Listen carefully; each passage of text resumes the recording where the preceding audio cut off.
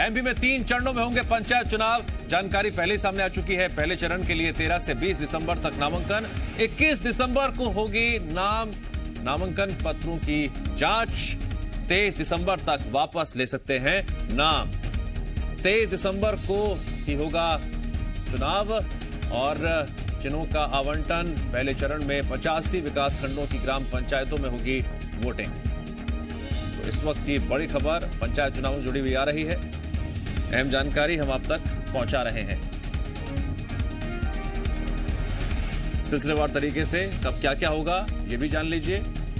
3 चरणों में पंचायत चुनाव होने हैं। पहले चरण के लिए 13 से 20 दिसंबर तक नामांकन होगा। ये पहले चरण के लिए है 13 से 20 दिसंबर तक की तारीख। तो वहीं 21 दिसंबर को होगी नामांकन पत्रों की जांच।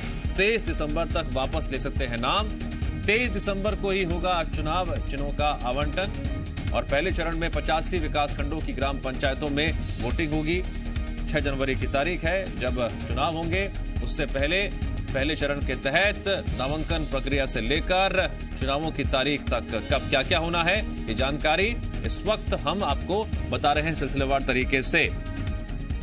तो पंचायत चुनावों के ऐलान के बाद तैयारियां भी, चुनाव चिन्ह आवंटित करने की प्रक्रिया भी, नामांकन की प्रक्रिया भी सभी अपनी जगह बहुत महत्वपूर्ण होते हैं और इसी के तहत जानकारी हम आप तक पहुंचा रहे हैं।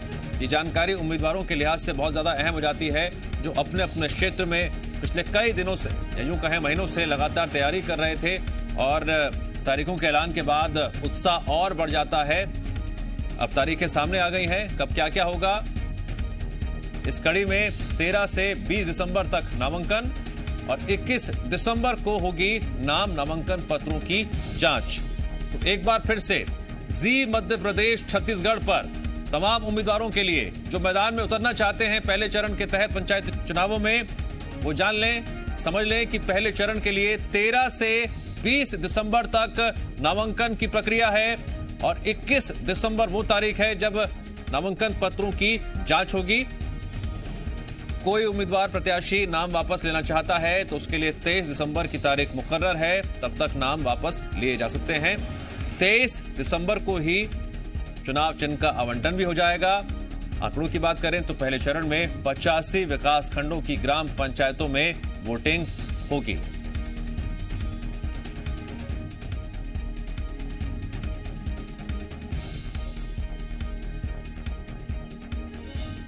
तो मध्य प्रदेश में पंचायत चुनाव 3 चरणों में होने हैं। त्रिस्तरीय पंचायत चुनाव की तारीखों की घोषणा हो चुकी है। पहले चरण का मतदान 6 जनवरी 2022, दूसरे चरण का 28 जनवरी और तीसरे चरण का चुनाव 16 फरवरी को होना है। और इसी कड़ी में पहले चरण के चुनाव से पहले नामांकन प्रक्रिया को लेकर तारीखें सामने आ चुकी हैं।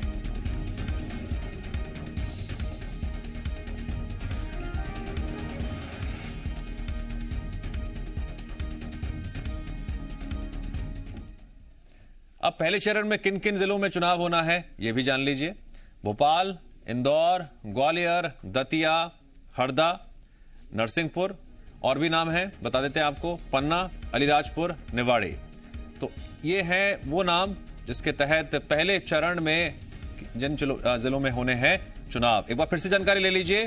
और भोपाल, इंदौर, ग्वालियर, दतिया, हरदा, नरसिंहपुर, पन्ना, अलीराजपुर, निवाड़ी।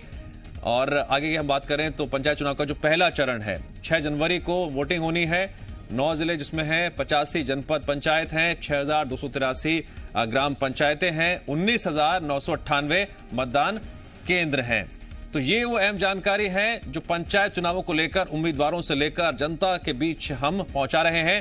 और अधिक इस पर जानकारी देंगे मेरे सहयोगी आकाश जुड़ गए हैं इस वक्त हमारे साथ भोपाल से। आकाश, प्रत्याशी बहुत दिनों से तैयारी कर रहे थे। 6 जनवरी को पहले चरण के तहत चुनाव होने हैं और उससे पहले नामांकन प्रक्रिया को लेकर तारीखों का ऐलान हो गया है। तैयारियां अब और ज्यादा तेजी से होंगी।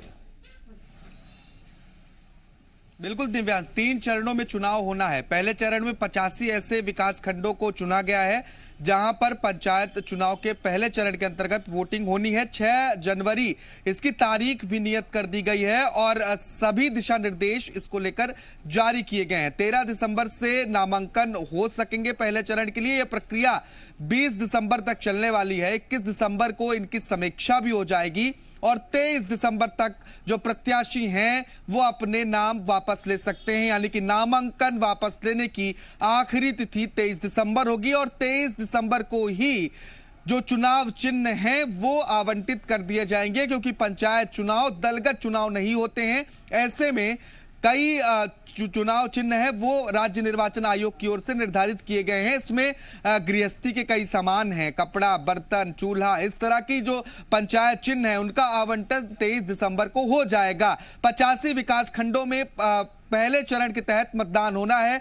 राजधानी भोपाल का फंदा और बैरसिया विकास खंड भी इसमें शामिल है। इसके अलावा इंदौर, रायसेन, नीमच, उज्जैन समेत कई ऐसे जिले हैं जहां पर पहले चरण के तहत ही मतदान हो जाएगा, यानी कि अब तारीख नजदीक है। तो तैयारियां राज्य निर्वाचन की ओर से अंतिम चरण में है। राज्य निर्वाचन आयोग इसके पहले ही तैयारियां लगभग पूरी कर चुका था, लेकिन अधिसूचना जारी होने के बाद पंचायत चुनाव में देरी हुई और तारीखों का ऐलान भी कुछ देर से हुआ। लेकिन अब तैयारियां लगभग अंतिम चरण है। सभी दिशा निर्देश जारी कर दिए गए हैं। कलेक्टर्स अलग अलग जिले में, क्योंकि कलेक्टर जिला निर्वाचन अधिकारी होते हैं, वो बैठक भी ले रहे हैं। दिव्यांश। आकाश, मेरा सवाल आपसे एक राजनीतिक है कि तारीखों का ऐलान तो हो ही गया है और नामांकन प्रक्रिया की बात भी सामने आ रही है और राजनीतिक दल बातें बड़ी बड़ी करते हैं हार और जीत को लेकर। हमने देखा था जब तारीखों का ऐलान नहीं हुआ था तो हार और जीत को लेकर एक राजनीतिक रस्साकसी देखने को मिल रही थी। क्या आप इस वक्त भूमिका देख रहे हैं बीजेपी और कांग्रेस की इन चुनावों को लेकर? क्या भूमिका आप देख रहे हैं उम्मीदवारों के चयन को लेकर? पार्टी कितनी सक्रिय इस वक्त नजर आ रही है? दिव्यांश, बहुत महत्वपूर्ण है यह समझना कि ये चुनाव दलगत नहीं है, लेकिन महत्वपूर्ण है क्योंकि जमीन से जुड़ने के लिए दोनों ही पार्टियों के लिए इनका सहारा बहुत जरूरी होता है और बहुत अहम भूमिका होती है पंचायतों की और विकास खंडों की।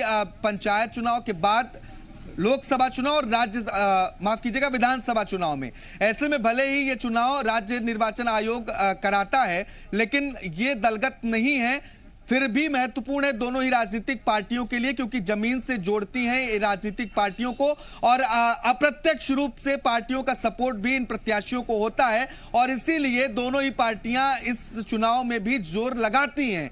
बात की जाए आदिवासियों की तो आदिवासियों को पंचायत चुनाव के पहले से ही साधने की कोशिश की जाती रही है, क्योंकि एक बड़ी आबादी है करीब 2 करोड़ की और जयस इसमें उतर रही है। पंचायत चुनाव में जयस समर्थित प्रत्याशी भी उतरेंगे तो ऐसे में कांग्रेस की मुश्किलें थोड़ी सी बढ़ेंगी और अधिकतर यह देखा जाता है आमतौर पर जो पंचायत के चुनाव होते हैं, जब सरपंच और अन्य पदों के लिए चुनाव हो जाता है और जो चुने हुए प्रत्याशी आते हैं उनका झुकाव अधिकतर सत्ता पक्ष की ओर होता है, लेकिन जो विपक्षी दल है वो भी पूरी कोशिश करती है कि उन्हें भी समर्थन मिले और उनके समर्थित प्रत्याशी भी मैदान में उतरे। अप्रत्यक्ष रूप से प्रत्यक्ष रूप से दोनों ही पार्टियां सामने नहीं आती हैं। तो ये जमीन को मजबूत करने की कोशिश पहले से ही की जाती रही है कि जमीन को मजबूत की जाए, क्योंकि 2023 में विधानसभा चुनाव है, ऐसे में यह चुनाव बहुत महत्वपूर्ण।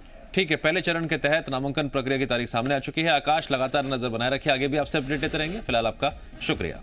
और अब रुक करते हैं अगली खबर का। मध्य प्रदेश के पंचायत चुनाव को लेकर आज मध्य प्रदेश हाईकोर्ट में अहम सुनवाई होगी, जिसमें कोर्ट बड़ा फैसला ले सकता है। दरअसल चुनाव को लेकर हाईकोर्ट की अलग अलग खंडपीठ में याचिकाएं दायर की गई हैं। कांग्रेस नेता सैयद जाफर की ओर से भी एक याचिका दायर की गई है। इन सभी याचिकाओं पर आज हाईकोर्ट में सुनवाई होगी। इसमें कांग्रेस के वरिष्ठ नेता विवेक तनखा और पूर्व महाधिवक्ता श्रांक शेखर पैरवी करेंगे। आज की सुनवाई में कोर्ट बड़ा फैसला ले सकता है। तो चुनाव को लेकर दायर की गई सभी याचिकाओं पर हाई कोर्ट में आज अहम सुनवाई होनी है। कांग्रेस नेता सैयद जाफर की ओर से याचिका लगाई गई है। कोर्ट में विवेक तनखा और श्रांक शेखर पैरवी करेंगे। पंचायत चुनाव को लेकर एमपी हाई कोर्ट का क्या ऑब्जर्वेशन रहता है, लगातार जीएमपीसीजी की नजर बनी रहेगी। जैसे ही सुनवाई शुरू होगी, क्या पक्ष रखा जाएगा दोनों तरफ से, इस पर भी सबकी निगाहें रहेंगी। हाई कोर्ट ले सकता है दायर याचिकाओं पर बड़ा फैसला। एक और अहम खबर जिस पर दिन भर जीएमपीसीजी की नजर बनी रहेगी, इससे जुड़ी हर जानकारी सबसे पहले हम आप तक पहुंचाते रहेंगे।